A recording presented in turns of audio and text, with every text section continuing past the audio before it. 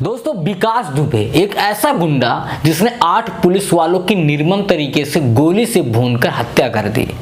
उसके साथ 25 आरोपी साथ में थे, लेकिन विकास दुबे ने ऐसा क्यों किया, अभी तक आपने किसी भी मीडिया हाउस में इसकी जानकारी नहीं पाई होगी। सबसे पहले द न्यूज़ पेपर में आपको बताना चाहेंगे कि विकास दुबे ने ऐसा क्यों किया।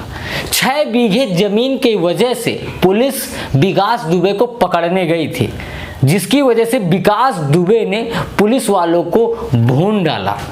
ये मामला क्या है, थोड़ा सा हम इस स्टोरी के पीछे चलने की कोशिश करेंगे।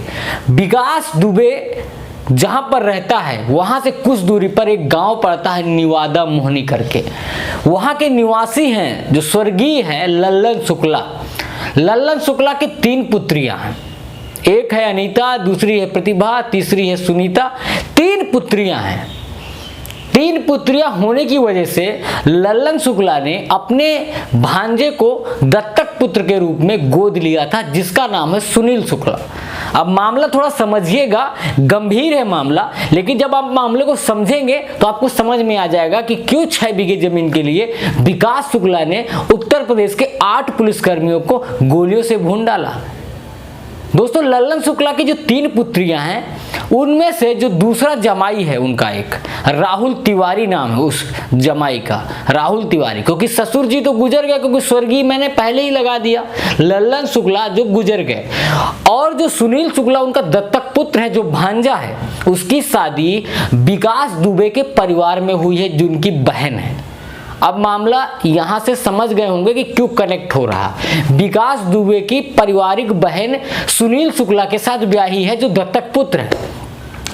जो दूसरी पुत्री है लल्लन शुक्ला की पुत्री के जो वो हैं पति है राहुल तिवारी। राहुल तिवारी चाहते थे कि लल्लन शुक्ला के पास 6 बीघे जमीन का एक टुकड़ा था, उस जमीन को बेचकर छोटी वाली साली की शादी कर दी जाए। लेकिन विकास दुबे चाहता था कि वो जमीन सुनील शुक्ला को मिले, क्योंकि विकास दुबे की पारिवारिक बहन उससे ब्याही है। इसलिए मामला यहां से बिगड़ता है। इस मामले को लेकर कई बार घर पर पंचायतें हुई, कई बार घरेलू लोग बैठे, पंचायतों से निपटारा करने की कोशिश की गई, लेकिन मामला विकास दुबे के रौब के सामने निपट नहीं रहा था। और मामला जा पहुंचा चौबेपुर पुलिस थाना चौकी, जहां पर राहुल तिवारी, जो लल्लन तिवारी के दूसरे दामाद हैं, वो चौबेपुर में जो विनय तिवारी, जिस पर इस समय जांच चल रही है, जिस पर इस समय सवाल खड़े किए जा रहे हैं मुखबिरी के, उस पर शिकंजा कस रही है पुलिस, वहां उसके पास ये मामला जाता है। वहां से राहुल तिवारी को भगा दिया जाता है, क्योंकि विकास दुबे का दबदबा है भाई, वहां पर दबदबा होने की वजह से राहुल तिवारी को वहां से भगा दिया जाता है। अब राहुल तिवारी सीओ साहब के पास पहुंच जाते हैं। सीओ साहब को पूरी जानकारी बताते हैं कि किस तरह से विनय तिवारी और विकास दुबे इस मामले को उलझा रहे हैं, और पूरा का पूरा मामला उसको सीओ साहब को बताया जाता है। सीओ साहब अपने आला अधिकारियों से बात करते हैं, क्योंकि रसूखदार आदमी है, रसूखदार आदमी को पकड़ने के लिए बड़े अफसरों से बात करनी ही पड़ेगी। जब आला अधिकारियों से बात की जाती है, तब एक टीम बनाई जाती है विकास दुबे को पकड़ने के लिए। अब यहीं से मामला समझ गए होंगे आप। जब विकास दुबे को पकड़ने के लिए टीम बनाई जाती है, तब मुखबिरी लग जाती है चौबेपुर पुलिस थाना से। वहां से मुखबिरी लगती है, और वो इसलिए विनय तिवारी पर इस समय पुलिस जांच कर रही है कि क्या हुआ, कैसे मुखबिरी की गई।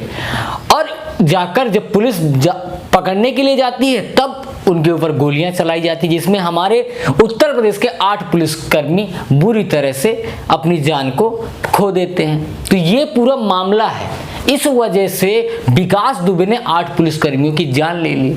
विकास दुबे की फहरिस्त बहुत लंबी है, कई मुकदमे हैं, 50 से ज्यादा मुकदमे हैं। अभी हाल में ही विकास दुबे का गुर्गा दया शंकर पकड़ा गया, जो बता रहा है कि 20 से 25 लोग थे जिन्होंने पुलिस वालों के ऊपर हमला किया। सामने बुलडोजर लगा दिया गया कि पुलिस वाले आगे ना जा पाए, वहीं पर फंस के रह जाए, और ऊपर से यानी छतों से गोलियां बरसाई गई, जिसकी वजह से उत्तर प्रदेश पुलिस के 8 जवान शहीद हो गए।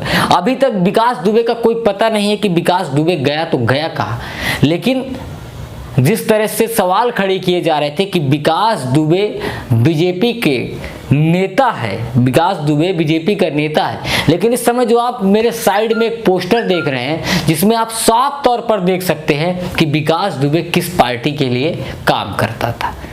तो ये मामला पूरा है। तो दोस्तों देखते रहिए द न्यूज़पेपर। जय हिंद।